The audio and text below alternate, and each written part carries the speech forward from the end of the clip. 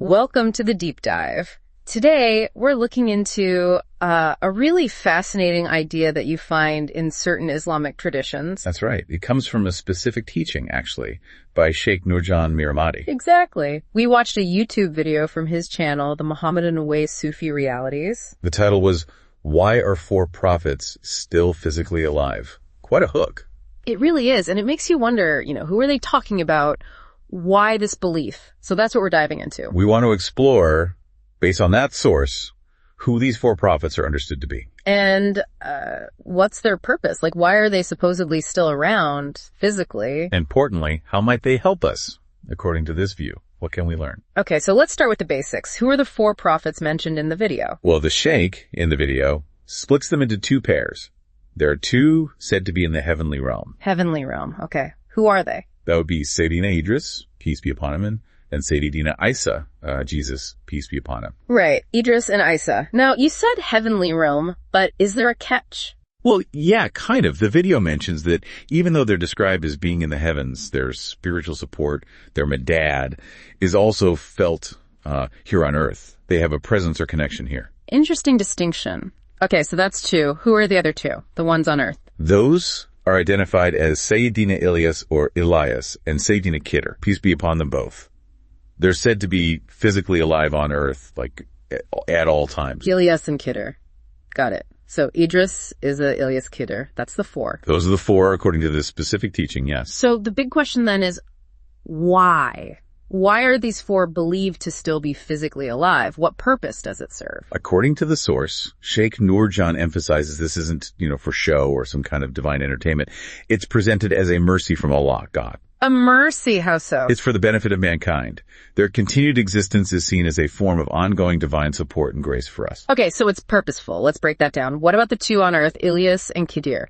Do they have specific jobs, so to speak? Yes. The video assigns them quite specific roles. Sayyidina Ilyas, for instance. Mm-hmm. He's described as the one who helps people who are trapped, maybe in calamities at sea, or facing real danger during travel. So, like, if you're shipwrecked or lost on a journey, he's the one whose help might be sought or might arrive in this view. Exactly. That's the domain attributed specifically to Sayyidina Ilyas. And Khidr, you mentioned he's also on Earth. What's his role?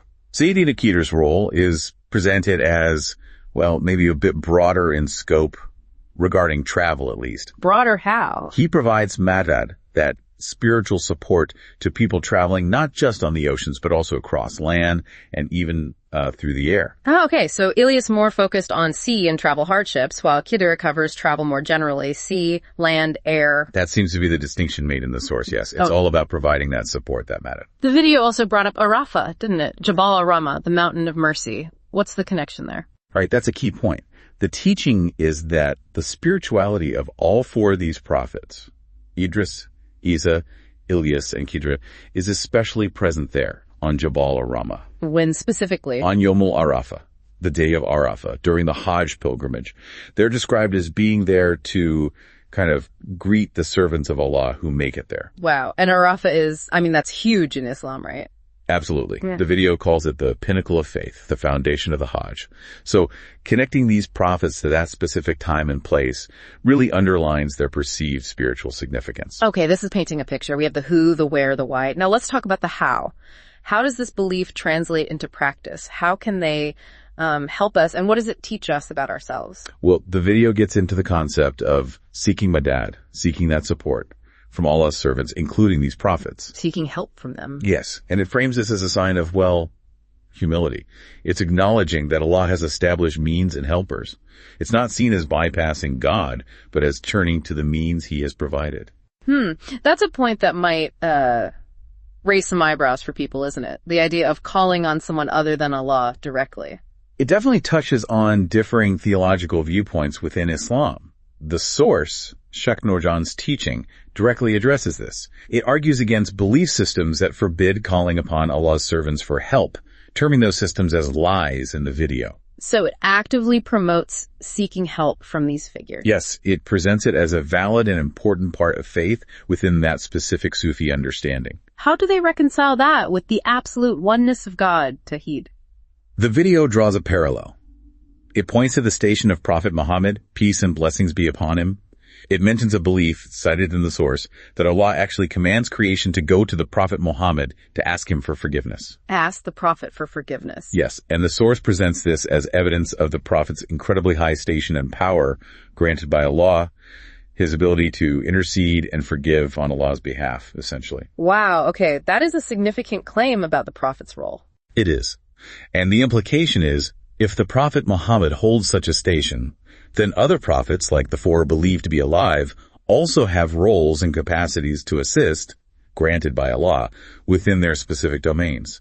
It's seen as part of the same divine system of mercy and intercession. So seeking help from Qadir when traveling, for example, isn't seen as bypassing Allah, but as turning to a specific channel of Allah's mercy that he himself established. That's precisely the understanding presented in the video. It's about acknowledging and utilizing the divinely appointed means. So what does this teach us about ourselves then, if we were to adopt this perspective?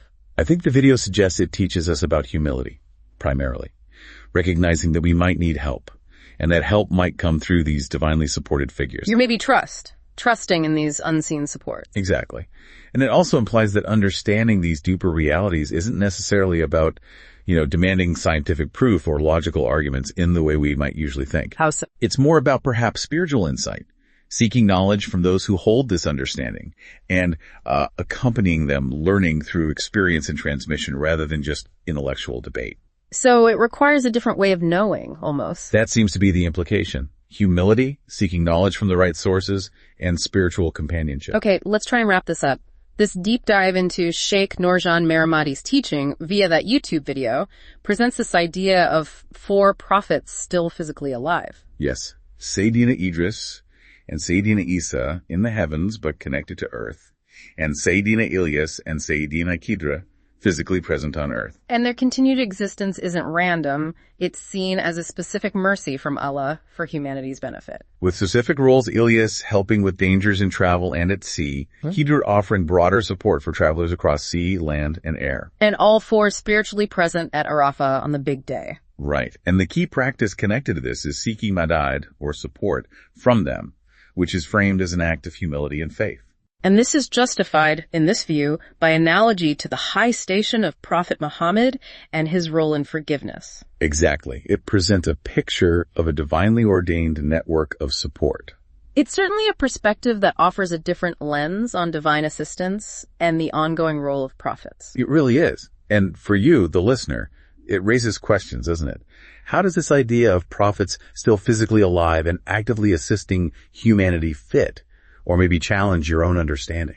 Yeah, what does it mean to think about help being available not just through direct prayer, maybe, but through these specific revered figures? It invites you to reflect on unseen support, on intercession, and maybe on the importance of seeking knowledge from devout spiritual perspectives within a tradition. Absolutely. A lot to chew on there. If this topic intrigued you, definitely check out the source material from Sheikh Nurjan Mehremadi for a fuller picture of this particular Sufi understanding. It's a reminder that faith traditions often contain intricate and varied beliefs well worth exploring.